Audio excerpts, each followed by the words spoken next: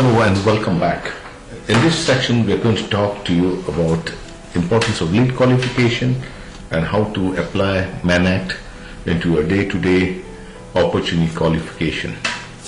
First, let's start with the importance of lead qualification. I think this holds paramount importance to all salespeople that they qualify lead well. This will ensure that you could spend time on qualified leads. So in other words, time well spent. Working on qualified leads would also help you to do a lot of other things when you find yourself busy working on leads that are not fully qualified. And we want lead qualification to be made an integral part of all the sales process. Qualification is not a stage, it's a process. That's very important to understand. Most of the time we think qualification starts at the opportunity starts when the inquiry comes. But the reality is you have to qualify it at every stage during the sales cycle. Yeah.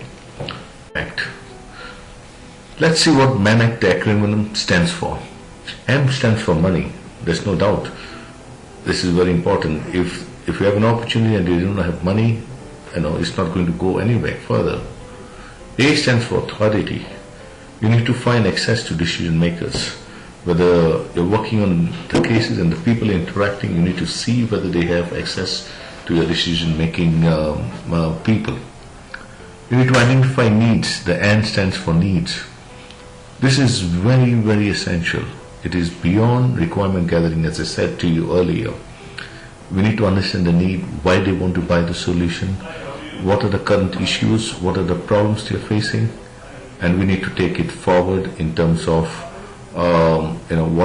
what we could do and how we can address the solution. A, in this case, the second A is the ability to provide a solution. Now, you may identify a prospect with all the money, your decision maker, and his need. But if you don't have a solution for them, maybe they're looking for some CAD/CAM diagram which is not relevant to you. Which is so you don't have a solution. So your ability to give a solution is also equally important. C stands for compelling event and competition. You need to identify what are the compelling events. Why is it that the customer wants to buy your ERP or CRM solution? What are the competition? Is he looking at somebody else? And what is their approach? So compelling event is one of the components that can really tell you whether you'll win this deal or no. If there is no compelling event in an opportunity in a case, there are very good chances that there wouldn't be any urgency in deciding or going ahead for a solution. And they would lead and take you for a long journey. And last is T. T stands for timelines. You may have everything covered, but there is no timeline when they want to decide. It's in the wish list. Then you don't have an opportunity. You don't have a qualified opportunity. Maybe you have an opportunity in the future, in a year or two, but right now you don't have this as an opportunity. You need to keep it for nurturing or for lead nurturing and pass them more information till they come into active. Normally for our business, the radar should be anything within, I would say, 3 to 6 months is the timelines that we are looking for, or the prospect is looking for, would be an ideal customer or prospect to put into our pipeline. Money. For money, we need to check out if the prospect has the budget for a solution. Now, many times we as sales professionals ask at the initial stage of qualification whether they have the budget, and the yes or no answer that is taken at that point of time is we believe that is all throughout the sales process. We believe we need to ask budgeting questions to different people into the account. This is very essential so that we can identify whether this is a genuine prospect or there's a genuine budget assigned for this particular project. We need to ask the question whether budget is defined or not defined. Now this is very important. When it's defined, it's in specific term. And when it's not defined, it's something ambiguous. Yeah, we arrange the money, we will find the money. Or, if we have a right solution, we'll get the money. So, you see, that's not really defined. That means the buyer is just evaluating you right now, and you need to keep in mind. So you need to lead them and to say, well, my solution would come for 20 users, approximately $100,000. Is that something what you're looking out for, etc. And finally, you need to reconfirm investment or the money aspect at a regular interval. This is absolutely essential. Many times we as salespeople commit the blunder of getting a commitment on money at the initial stage and then spend our full time working on the case thinking that they have the budget. We are dealing with people and organizations who are run by people, and priorities of people can change drastically depending on the circumstances, depending on the macro and micro conditions, the recessions, etc. So things could change. So we need to requalify at every meeting or every stage the opportunity, whether the opportunity exists or not. Let's look at authority or access to decision maker. We need to always ask for decision maker to have access to it. A good way to is ask how the decision has been made or how it was done in the past. How did you decide upon the ERP or CRM in the past? This gives you an indication or filler of what needs to be done and how the business is operating within the company. Furthermore, you need to understand the decision maker is the one who has certain characteristics. He has the control over the expenditure. He's the guy who sits there, signs the check. His authority to release the dollars. He has discretionary use of resources. He may decide not to use it for a particular purpose and use it for some other purpose.